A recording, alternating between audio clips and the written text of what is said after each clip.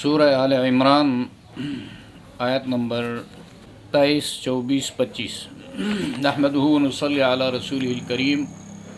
اما بعد فاعوذ باللہ من الشیطان الرجیم، بسم اللہ الرحمن الرحیم۔ ألم تر إلى الذين أوتوا نصيبا من الكتاب يدعون إلى كتاب الله ليحكم بينهم ثم يتولى فريق منهم وهم معرضون ذلك بأنهم قالوا لن تمسنا النار إلا أياما معدودات وغرهم في دينهم ما كانوا يفترون فكيف إذا جمعناهم ليوم لا ريب فيه ووفيت كل نفس ما كسبت وهم لا يظلمون۔ لفظی ترجمہ۔ علم ترى پہلے بتایا جا چکا ہے، یہ کلمہ استفہام ہے، اس کے ذریعے کسی چیز کے بارے میں سوال کیا جاتا ہے، پوچھا جاتا ہے۔ علم ترى معنی کیا، لم ترى یہ رؤیتن سے، رؤیتن سے مضارع کا صیغہ ہے، نفی جہت با لم، واحد مذکر حاضر، کیا تو نے نہیں دیکھا، یہاں خطاب نبی کریم صلی اللہ علیہ وسلم سے۔ الی الذین ان لوگوں کی طرف، اوتو ایتا ان سے ماضی مجہول جمع مذکر غائب کا صیغہ ہے، اوتو معنی جن کو دیا گیا، نصیباً حصہ، نصب سے، یہاں نصیباً لیا گیا ہے نصب سے، نون صاد با، جس کے معنی ہے معین حصہ، من الکتاب کتاب الہی سے، یدعون الی کتاب اللہ، یدعون یہ دعوت مصدر سے مضارع مجہول جمع مذکر غائب، بلائے جاتے ہیں، الی کتاب اللہ اللہ کی کتاب یعنی قرآن کی طرف، لیحکم بینہم، لیحکم لام تعلیل کا ہے، معنی آتا ہے تاکہ، یحکم مضارع واحد مذکر غائب، حکم یحکم حکمن، اور بینہم ان کے درمیان فیصلے کے لیے، ثم یہ تاخیر کے لیے آتا ہے، پھر یتولا، تولیون سے مضارع واحد مذکر غائب کا صیغہ ہے، پیٹ پھیر لیتا ہے، رخ موڑ لیتا ہے، فریقن گروہ جماعت، منہم ان میں سے، وہم معرضون، ہم ضمیر جمع مذکر غائب ہے، اور وہ، معرضون یہ اسم فاعل جمع مذکر واحد، معرضن اس کا واحد آئے گا، معرضن، اعرض یعرض، اعرض ماضی، یعرض پریزنٹ ٹینس ہے، اعراضاً مصدر آئے گا، منہ پھیرنے والے ہیں، وہم معرضون ان کی روگردانی اور اعراض کی تاکید بیان کرتا ہے، گویا کہ وہ روگردانی اور حق سے اعراض جو ہے ان کی فطرت ثانیہ بن چکی ہے، ان کی طبیعت کا حصہ بن چکی ہے، ہر معاملے میں اعراض، منہ موڑنا، پیغمبر کے مقابلے میں آنا۔ ذالک بانہم، ذالک یہ اسم اشارہ واحد مذکر، معنی ہوگا یہ، بانہم میں با جو ہے یہ سبب کے لیے ہے، سبب کو بتا رہا ہے، ان مشبہ بفعل، ہم ضمیر جمع مذکر غائب، یہ اس وجہ سے، ذالک بانہم یہ اس وجہ سے، اس سبب سے، قالو قول مصدر سے یہ مراد ماضی جمع مذکر کا صیغہ ہے، انہوں نے کہا، لن تمسنا، مسن مصدر سے، تمسنا یہ مسن مصدر سے مضارع منفی لن، حرف لن اس کے اوپر داخل ہوا ہے، مؤکد با لن، واحد مؤنث کا صیغہ ہے، اور نا ضمیر جمع متکلم کی، النار آگ، جہنم کی آگ، الا کلمہ استثناء ایکسیپشن، مگر ایامن، ایامن واحد اس کا آئے گا یومن، اور یوم موصوف ہے، معدودات، معدودات اس کا واحد آئے گا معدودۃ، صفت ہے گنتی کے دن، وغرہم، غرہم، غر ماضی واحد مذکر غائب، غر، اور ہم ضمیر جمع مذکر غائب، دھوکہ دیا، فریب دیا ان کو، فی دینہم اپنے دین کے بارے میں، ما کانو جو کچھ وہ تھے، یفترون، یفترون افتراء سے مضارع جمع مذکر غائب، بہتان باندھنا، جو چیز کسی کے اندر نہیں ہے، جو عیب، جو کوتاہی کسی کے اندر نہیں ہے، اپنی طرف سے بنا کر اس کے ذمہ لگانا، اس کو کہتے ہیں افتراء، فیبریکیشنز، اور یہ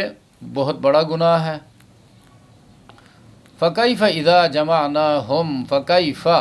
یہ سوالیہ تعجب کے لیے ہے، کیف، اور یہاں مفعول مطلق اور حال کے لیے آیا ہے، پھر کیا حال ہوگا، اذا ظرف زمان، زمانے کو بتا رہا ہے، جس وقت، جب، جمعناہم جمع سے ماضی جمع متکلم، ہم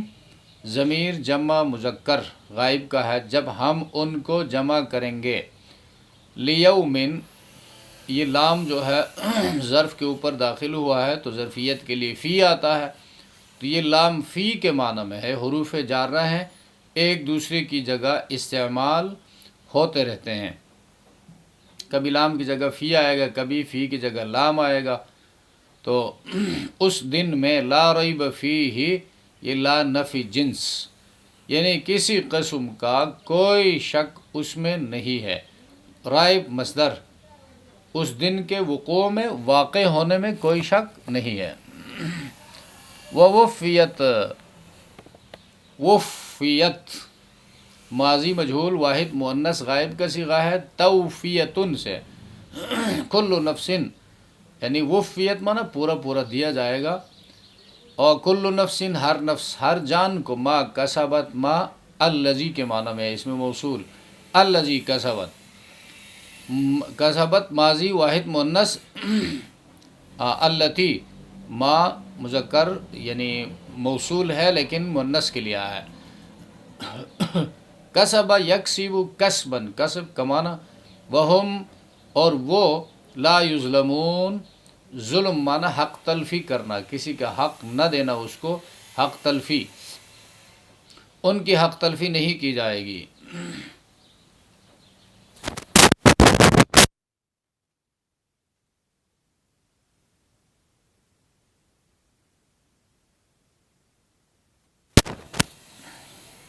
سورہ آل عمران میں اہل کتاب کا دوسرا طبقہ عیسائی جو ہے نصارہ، ان کے حوالے سے زیادہ گفتگو کی گئی ہے، اور عیسائیوں یہودیوں کے حوالے سے کم بات کی گئی ہے۔ یہاں پر بیان کرنا یہ مقصود ہے کہ یہ اہل کتاب یہ اب یہ کہلاتے تھے کہ بھئی ہم تورات پر عمل کرتے ہیں، اور تورات ہی آخری کتاب ہے، اور تورات ہی قابل عمل ہے، اس کے علاوہ دوسری کوئی کتاب نہیں، تو ان سے یہ کہا جا رہا ہے کہ تمہارا یہ دعویٰ بے بنیاد ہے، تم تورات پر کب عمل کرتے ہو، اور تمہارا یہ دعویٰ جو ہے یہ بغیر دلیل کے ہے۔ یہ ایک واقعے کی طرف اشارہ ہے، ان کے پاس ایک یہودی مرد اور ایک یہودیہ عورت کو لایا گیا، جنہوں نے زنا کا ارتکاب کیا تھا، اور یہ دونوں رہنے والے تھے خیبر نامی علاقے کے۔ ان کا آپس میں لڑائی جھگڑا ہوا، اس لیے کہ وہ تھے بڑے مالدار، اور تورات میں تورات کے جو ماہرین تھے وہ جب حکم بتاتے تھے تو مالداروں سے مال لے کر، پیسہ لے کر ایک حکم بتاتے تھے، اور وہی جرم کوئی غریب کر کے آتا تو اس کے لیے ایگزیکٹ جو حکم تھا تورات کا وہی نافذ کرتے۔ تو تورات میں زنا کی سزا شادی شدہ مرد اور شادی شدہ عورت، محسن اور محسنہ، یہ اگر زنا میں پکڑے جاتے اور کیس ثابت ہوتا تو ان کی سزا سنگساری تھی۔ سنگساری یعنی پتھر مار مار کر ختم کرنا۔ اس زنا گھناؤنا فعل ہے اور اس کی سزا بھی اسی طرح سخت ہے۔ تو وہ چونکہ مالدار تھے تو یہودی علماء نے ان میں اختلاف کیا۔ اختلاف کے نتیجے میں پھر انہوں نے یہ کہا کہ چلتے ہیں محمد کے پاس۔ وہ اپنے جو بڑے عالم تھے، عبداللہ ابن سوریہ اس کا نام تھا، اس کو لے کر آئے،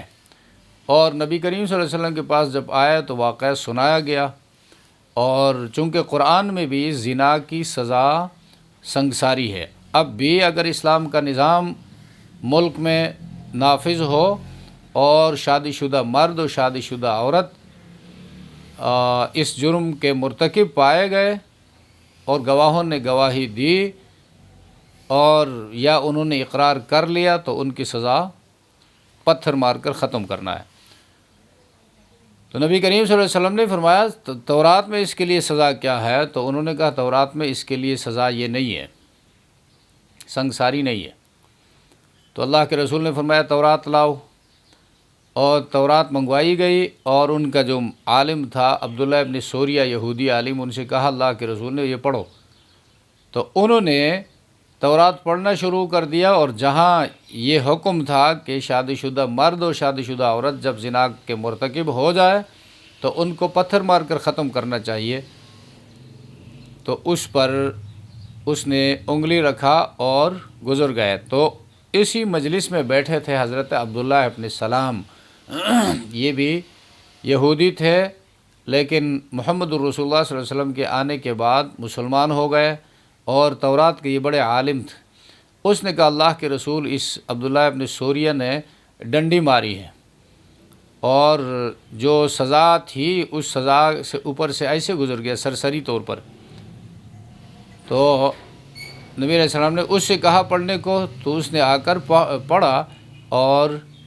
اس میں یہی بات لکھی ہوئی تھی کہ شادی شدہ مرد اور شادی شدہ عورت زنا کے مرتکب پائے جائے تو ان کی سزا پتھر مار کر ختم کرنا ہے۔ تو ان کو رسول اللہ صلی اللہ علیہ وسلم کے حکم سے سنگسار کیا گیا۔ تو انہوں نے بڑا واویلا بھی کیا کہ بھئی یہ تو غلط ہوا ہے، تو غلط نہیں ہوا تھا، بلکہ تورات کے حکم کے مطابق ان کو سنگسار کیا گیا تھا۔ اب یہ لوگ آئے تھے خود، اور رسول اللہ انہوں نے یعنی اپنی کتاب کا حکم انہوں نے چھپایا تھا، اور تورات کا حکم اور انجیل کا حکم، قرآن کا حکم اس معاملے میں یکساں تھے۔ تو یہ لوگ خود آئے تھے اور خود انہوں نے فیصلہ چاہا، تو اللہ کے رسول نے اللہ کی کتاب کے مطابق ان کے درمیان فیصلہ صادر فرمایا۔ تو اس واقعے میں اس چیز کو بیان کیا گیا ہے۔ الم تر الی الذین اوتوا نصیبا من الکتاب یدعون الی کتاب اللہ، کیا آپ نے ان لوگوں کو دیکھا نہیں؟ دعوت فکر دیتا ہے کہ ان کے اخلاق کیسے تھے، انہوں نے اللہ کی کتاب کے ساتھ کیا تماشا کیا، کیا مذاق کیا۔ اوتوا نصیبا من الکتاب، جو آسمانی کتاب کا ایک حصہ دیے گئے، یعنی تھوڑا بہت حصہ تورات و انجیل وغیرہ کا، جو ان کی تحریفات لفظی اور تحریفات معنوی سے بچ بچا کر رہ گیا ہے۔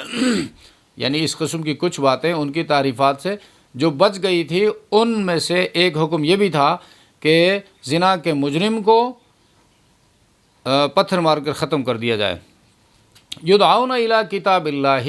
ان کو بلایا جاتا ہے اللہ کی کتاب کی طرف، لیحکم، تاکہ وہ لیحکم فیصلہ کرے، وہ یعنی نبی کریم صلی اللہ علیہ وسلم محمد الرسول اللہ فیصلہ کرے، بینہم، ان کے درمیان، ثم یتولی فریق منہم وہم معرضون،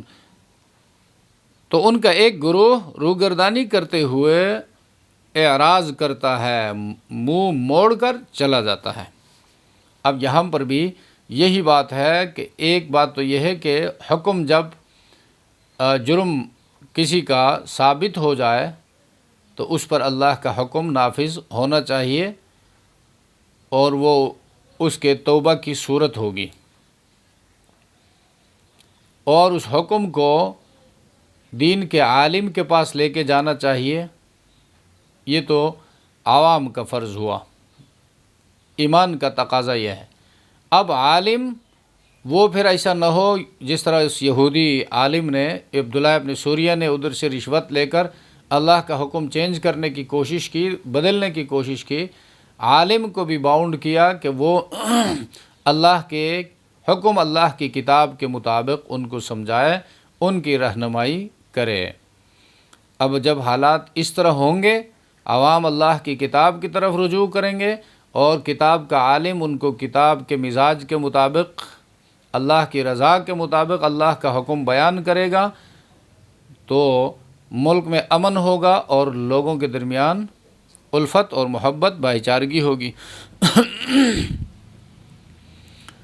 معرضون، اعراض منہ موڑنا، رخ پھیرنا۔ اب یہ بندہ، ان کی عادت کو، بندہ جب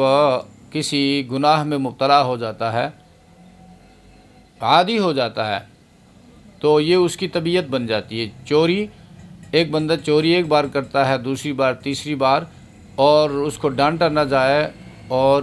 اس کو منع نہ کیا جائے، یہ خود جو ہے غور و فکر کر کے اپنے اس غلط عمل سے باز نہ آئے، تو یہ بھی اس کی عادت بن جائے گی، اور پھر ایک دن جو ہے چوری کا ماہر بن جائے گا، جس طرح ڈاکو ڈاکے کا ماہر بنتا ہے۔ اسی طرح نیک کاموں میں بھی اگر کوئی سستی کرتا ہے، نماز نہیں پڑھتا ہے، تو ایک بار نہیں پڑھے گا، دوسری بار، تیسری بار، ایک ہفتہ، دوسرا ہفتہ، پھر بے نمازی کا یہ عادی ہو جائے گا، پھر نماز کی اہمیت اس کے دل و دماغ سے اتر جائے گی۔ اس طرح کوئی جماعت کو چھوڑتا ہے، جماعت کے ساتھ نماز نہیں پڑھتا ہے، اس کا بھی عادی ہو جائے گا، پھر دل نہیں کرے گا، پھر اس کی اہمیت جو ہے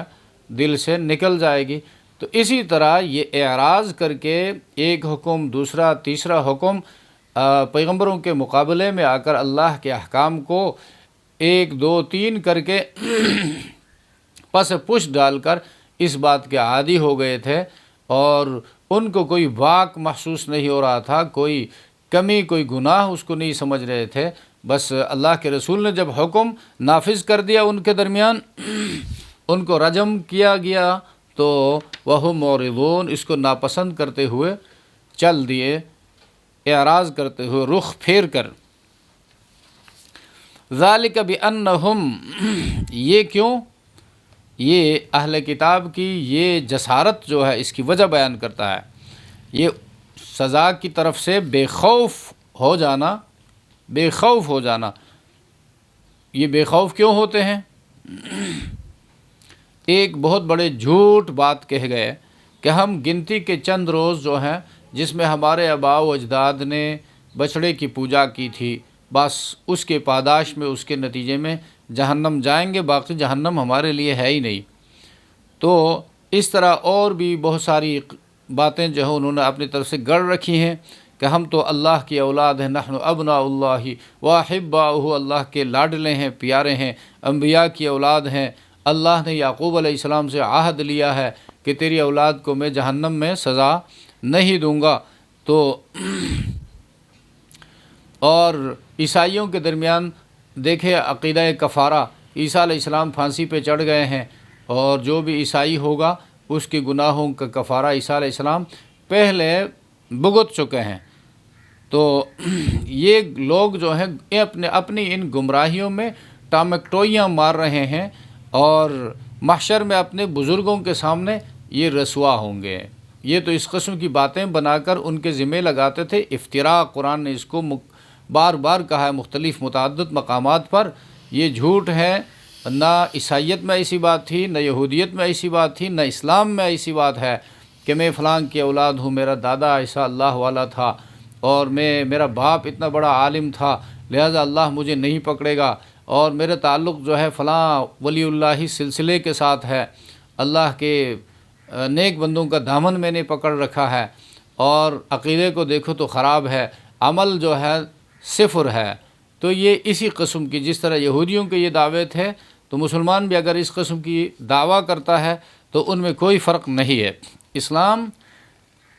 سیلف رسپانسبلٹی کی دعوت دیتا ہے کہ آخرت میں تم نے جانا ہے، پیش ہونا ہے، اور اپنی ذمہ داری کا جواب دینا ہے۔ اللہ نے تمہیں عقل اور دماغ اور کتاب اور نبی تیرے لیے بھیج کر تجھے ایک ذمہ دار انسان دنیا میں بھیجا ہے، اور تجھے ذمہ داریاں دی گئی ہیں، ان کے بارے میں تجھ سے پوچھا جائے گا، اور اس سے پہلے سیلف اکاؤنٹیبلٹی ہے، اپنا احتساب کرتے رہو، اور روزانہ کی بنیاد پر احتساب کرو، مہینہ کی بنیاد پر احتساب کرو، جب بھی وقت ملے اپنا احتساب کرتے رہو کہ میں زندگی آگے کی طرف جا رہی ہے، میں نے کسی کو جواب دینا ہے، اور جس طرح یہ آگے کی طرف زندگی جا رہی ہے میرے کنٹرول میں نہیں ہے، اس طرح آخر کار میں اپنے خالق کے حضور پیش کیا جاؤں گا، مجھ سے پوچھ گچھ ہوگی۔ یہ حساب بندہ روزانہ اپنا لیتا رہے کہ حقوق العباد میں مجھ سے کوتاہیاں کتنی ہوئی اور ادائیگی کتنی ہوئی، اور حقوق اللہ میں کوتاہی اور ادائیگی کے حوالے سے اپنا احتساب کرتا رہے، تو بندہ متوازن زندگی گزارے گا اور کل کو پشیمانی سے بچ جائے گا۔ تو یہاں پہ فرمایا ذالک بانہم، یہ بات، یہ جسارت اس لیے ہے کہ وہ قالو کہتے ہیں لن تمسنا النار الا ایاما معدودات، ہمیں دوزخ کی آگ ہرگز نہیں چھوئے گی مگر گنتی کے چند دن، وغرہم فی دینہم ما کانوا یفترون، اور ان کی من گڑت باتوں نے ان کو اپنے دین کے معاملے میں دھوکے میں، فریب میں ڈال رکھا ہے۔ فکیف اذا جمعناہم لیوم، فکیف، اب یہ دنیا میں تو اپنے کو دھوکہ دیتے ہیں اور دوسروں کو بھی دھوکہ دیتے ہیں، لیکن ایک دن آنے والا ہے فکیف اذا جمعناہم، ان کا کیا حال ہوگا جب ہم ان کو جمع کریں گے، لیوم لا ریب فیہ، اس دن میں جس میں کوئی شک نہیں ہے، یعنی اس کے آنے میں کوئی شک نہیں ہے۔ ووفیت کل نفس ما کسبت وہم لا یظلمون، اور پورا بدلہ چکایا جائے گا اور ان پر ظلم نہیں کیا جائے گا۔ یہ آیت جو ہے دعوت فکر ہے اور عقیدہ آخرت کو ثابت کر رہی ہے کہ ایک دن جس طرح تم پیدا ہوئے تھے اسی طرح تم یہاں اس دنیا سے جاؤ گے، اور جانے کے بعد غائب نہیں ہو جاؤ گے بلکہ جمع کیے جاؤ گے اللہ کے حضور، اور اپنے کیے کا جواب دو گے، تمہیں اچھائی پر انعام ملے گا اور برائی پر سزا ملے گی۔